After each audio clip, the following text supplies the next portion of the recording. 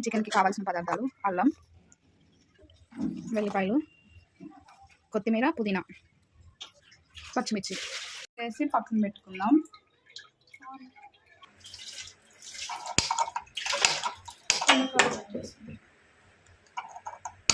Stove వెలిగించి పెనం పెట్టుకుందాం. కళాయి పెట్టుకుందాం. కట్ చేసుకున్న ఆనియన్స్ వేసుకుందాం.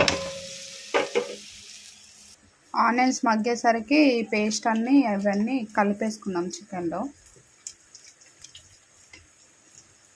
అంతా ఉప్పు ఇలా అంతా మిక్స్ చేసుకోవాలి. కొద్దిగా జీలకర్ర వేసుకుందాం, టేస్ట్ బాగుంటుంది.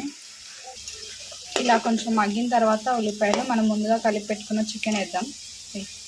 తర్వాత ఇలా కలిపేసి సిమ్లో పెట్టేసి కొంచెంసేపు మూత వేసుకుందాం.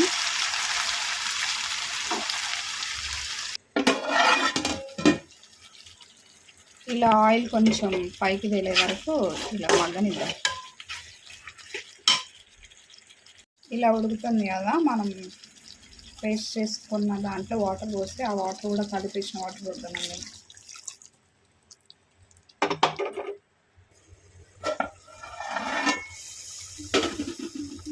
ఇలా అయిపోయిన తర్వాత మసాలా వేసుకున్నాం. చికెన్ మసాలా అయితే టేస్ట్ ఉంటుందని నేను చికెన్ మసాలా వేస్తున్నా.